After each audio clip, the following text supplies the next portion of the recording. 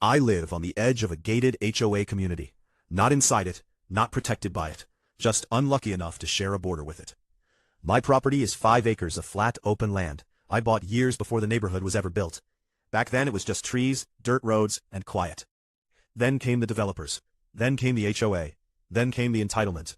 For the first few years, things were fine. Until one morning, I woke up to the sound of engines. Not cars, heavy equipment. I walked outside and saw a bulldozer, 2 cement trucks, and a massive crane parked right on my land. No warning, no permission, no notice. They had cut a hole through my fence and were using my property as a shortcut to reach a new construction zone behind the neighborhood. I confronted the foreman. He didn't apologize. He didn't ask permission. He said, "It's just easier this way." That was it. Apparently my land had become their private access road. I told him to move the equipment immediately. He shrugged and said the HOA had approved it, which was interesting, because I wasn't part of the HOA, and they didn't own my land. By the end of that day, tire tracks had torn up my field, concrete had spilled into my soil, and a drainage pipe had been crushed. I called the HOA office. They told me construction would only last a few weeks, and I should be neighborly. So, I hired a surveyor. The next morning, bright orange boundary flags appeared all along the edge of my land, including right through their so-called shortcut. I sent the HOA a certified letter, with photos, property maps, and a formal cease and desist. They ignored it. The machines kept coming, so I went nuclear. I hired a fencing company and had them install a 10-foot steel agricultural gate and heavy-duty bollards across the exact access point they were using. Then I had a licensed contractor dig a 2-foot deep trench inside my side of the property line. All perfectly legal. The next day, their dump truck rolled in and couldn't get through. The driver tried to push the gate. It didn't move. They called the HOA. The HOA called me. I told them the gate stays closed unless they sign a legal access easement and pay for damages. They laughed. 2 hours later, their entire construction site was shut down. No trucks, no concrete, no materials. Everything was stuck on the wrong side of my land. The HOA threatened to sue me, so I filed first. For trespass, property damage, environmental contamination, and illegal land use. Their lawyer called mine within 3 days. Suddenly, the tone. They admitted they had been using my property without authorization for over 6 months. 6 months of heavy machinery. 6 months of fuel spills. 6 months of soil compaction. My attorney had a field day. 2 weeks later, the HOA signed an agreement. They paid to restore my land. They paid for soil testing. They paid for fencing. They paid a 5-figure settlement, and they gave up the shortcut permanently. Now their construction crews have to drive 5 extra miles through city traffic to reach their site. Every single day. All because they thought my land was free real estate. They saved time. I shut it down forever. After the shortcut was shut down, you'd think the HOA would have learned. They didn't. Instead of accepting their loss, they got creative. 3 months after the settlement, I received a letter from the HOA's law firm claiming that part of my land was actually a historical access easement that had existed before I bought the property. In other words, they were trying to steal my land on paper. Their proof? A blurry map from the 1980s that showed a dirt trail crossing the area, a trail that hadn't existed in decades. They demanded I remove my gate. I didn't respond. Instead, I hired a land use attorney and a second surveyor.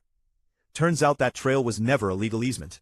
It was just a farmer's path that had been abandoned long before the HOA was built. But here's the part the HOA didn't know. When they used my land as a shortcut, they accidentally triggered something worse. Under state law, repeated commercial use without permission can qualify as adverse possession or prescriptive use, which means, if I didn't stop them, they could eventually claim legal rights to my land. So their own trespassing had almost turned into a land grab. My lawyer filed a counterclaim accusing the HOA of attempting to create an illegal easement through coercion. We also subpoenaed their internal emails, and that's when things exploded. Turns out multiple board members had approved the shortcut because it increased their own property values by speeding up construction. They had knowingly used my land to benefit themselves. That's called self-dealing. One board member had even written, "Just use his land. He'll complain, but we'll outlast him." That email went straight into the court record. The HOA panicked.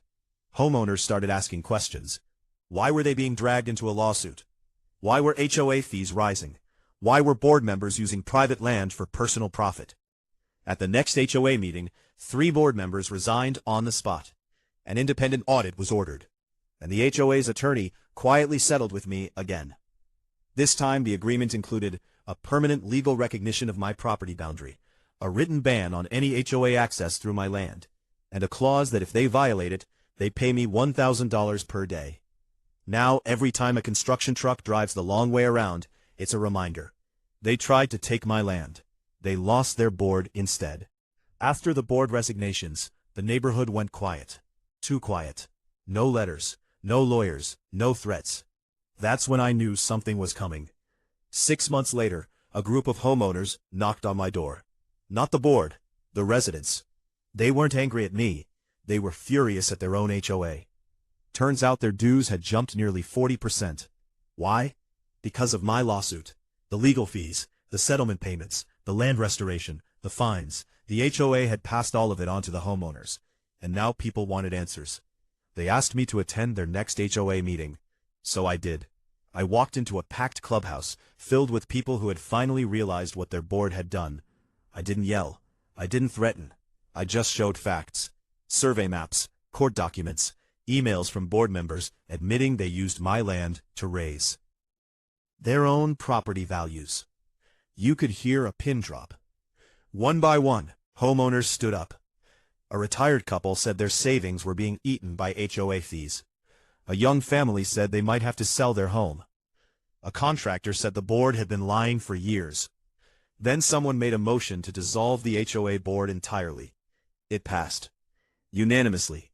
The old board was removed. A new one was elected on the spot. And the first thing they did?